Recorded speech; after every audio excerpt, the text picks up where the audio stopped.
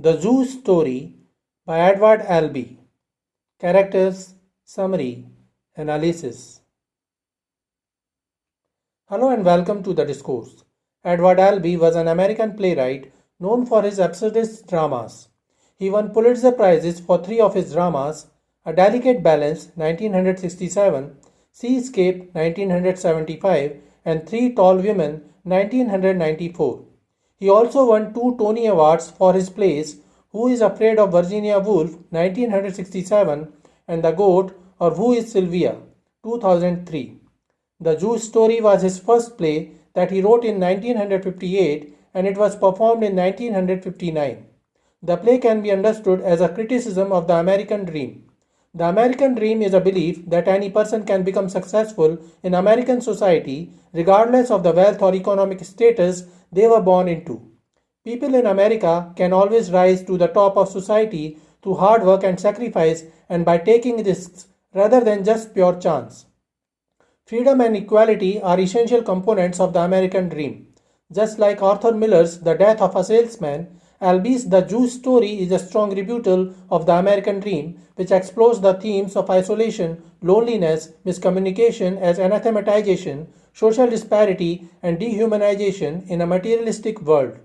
In addition, the play also highlights the controversy regarding the rights of the gay, lesbian, bisexual, transgender, and queer community in America during the 20th century. Characters of the Jew Story.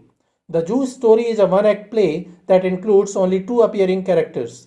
Peter is a publishing executive and family man in his early 40s. Peter is reading in Central Park when he is interrupted by a stranger. Their conversation, which eventually escalates into violence, is the centerpiece of the Jew Story. Peter embodies convention and propriety and seems to have achieved the American dream. Jerry is eccentric transient in his late 30s. Jerry lives in poverty on the Upper West Side and is profoundly lonely. He lost his parents when he was too young, and his only romantic relationship was with a boy of the same age when he was a teenager. This loneliness drives him to seek companionship from strangers. That companionship is ostensibly what he seeks from Peter. Jerry is contemplative and critical of society, and he is eager to share his opinions about life, love, and isolation with Peter. Summary of the Jew Story. It is a one-act play that takes place on a Sunday afternoon in Central Park of New York City. Peter is an upper-middle-class family man and publishing executive in his mid-40s. He is reading a book quietly on a park bench as he does every Sunday. He is interrupted by Jerry, a sloppily dressed transient in his late 30s, who approaches him and announces that he is coming from the Central Park Zoo. Peter does not know him, and despite Peter's apparent reluctance to chat, Jerry insists on striking up a conversation. Peter does not understand why this stranger has chosen to talk to him, but after trying unsuccessfully to return to his book, he begins to engage. Jerry is lonely and desperate for a connection with another person. Jerry quickly becomes an annoyance with his boisterous personality and his disruption of Peter's quiet time. He rambles on, telling Peter that smoking will cause him cancer and suggests that having cats rather than dogs is a sign of being effeminate. Jerry continues to bring up the Jew repeatedly, suggesting that something mysterious happened at the Jew. Peter is still sitting on the bench while Jerry is still standing nearby. Jerry predicts that Peter is not satisfied with his personal life. He says that Peter wishes to have sons and dogs. Peter is not comfortable with such personal talks with a stranger, and when Jerry notices it, he apologizes. Jerry says that he does not talk to a lot of people, but that when he does, he likes to get to know somebody, know all about him. Jerry continues to ask Peter questions about his life, his job, and his interests. Peter tells Jerry that he works in textbook publishing and lives in a nice apartment on the Upper East Side. Jerry tells Peter that he traveled all over New York City to approach the Jew from the right direction because sometimes a person has to go a very long distance out of his way to come back a short distance correctly. Peter too begins guessing about Jerry and says that he might be living in Greenwich Village. Jerry retorts and says that his guess is wrong. Jerry tells him about his miserable apartment in a flop house on the Upper West Side. He describes his unsavory neighbors and the junk that comprises his possessions, including two empty picture frames. When Peter asks about the picture frames, Jerry explains that he is alone in his life. His parents died when he was young, and his only significant romantic relationship was a short liaison he had with another boy when he was a teenager. Jerry again begins telling Peter about his trip to the zoo, but is sidetracked into telling Peter about his landlady, a drunken woman who constantly propositions him. He says that the landlady drinks too much and often comes on to him. Peter is disgusted and comments that it is hard to believe that people such that really are. Jerry tells him that the landlady recently got a dog. Jerry tried to befriend it, but the dog responded only by attacking him. After repeated and repudiated attempts at friendship, Jerry decided to murder the dog by feeding it a poisoned hamburger patty. Although this sickened the dog, it eventually recovered and began it to simply leave him alone. Peter is shocked by these revelations and wonders why Jerry is telling him all this. Jerry tells him that he uses people's pets as a way to try to start friendships with other people. Peter tries to leave and says he did not comprehend his story about the dog.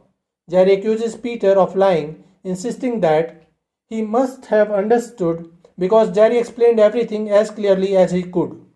Peter says that he did not mean to offend and begins to get up from the bench and leave. However, Jerry resists him and begins to tickle him. Peter is shocked at this physical touch and falls into hysterics, laughing and saying that he must leave as his parakeets will be getting dinner ready. The cats are setting the table. Peter sits back and calms down.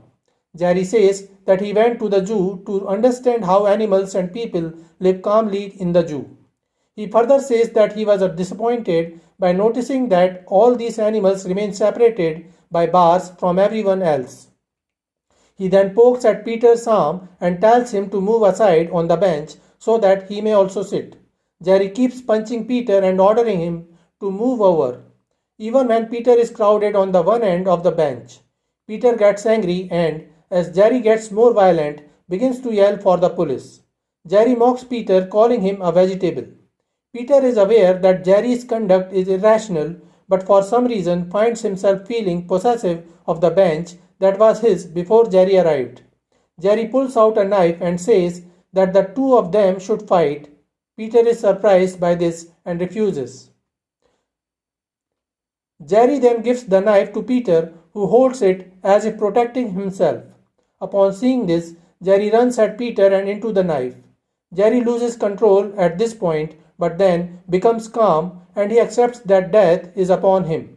He thanks Peter, and as his life leaves him, he wipes Peter's fingerprints off the knife handle so that Peter will not be accused of his murder. Before anyone might pass by and see the dying Jerry, Peter retrieves his book and leaves. Jerry's death may appear as a sudden accident, but it is foreshadowed throughout the play and is the logical result of his personality and behavior. In telling Peter his life story, Jerry reveals that he is poor, socially isolated, and haunted by a traumatic past. Three factors that, then as now, put individuals at risk for suicide. He also demonstrates rapid mood swings and a high level of impulsiveness. These qualities are evident most prominently in the dog story, in which Jerry rapidly shifts from liking the dog to wanting to murder it, but they manifest throughout the story, including when he insists that Peter fight him for space on the bench. There are a variety of possible explanations for Jerry's choice to involve Peter in his suicide. Social isolation and alienation are the dominant forces of Jerry's life. They might be his prime motivation for wanting to die, and yet, even so, it is interesting that he feels compelled to involve someone else in the act. Certainly, this inclusion could be the result of an unconscious desire, one that he might not have the strength to carry through himself. Jerry's behavior may appear absurd, but it seems far more deliberate than an unconscious impulse would explain, as if he planned his own murder while affirming that Peter remains free of any accusation. While guessing that Peter too isn't satisfied with his life, Jerry suggests that American dream is not proving true to Peter either. However, Jerry himself is the poster boy of the failure of the American dream. So this is it for today. We will continue to discuss the history of American English literature. Please stay connected with the discourse. Thanks and regards.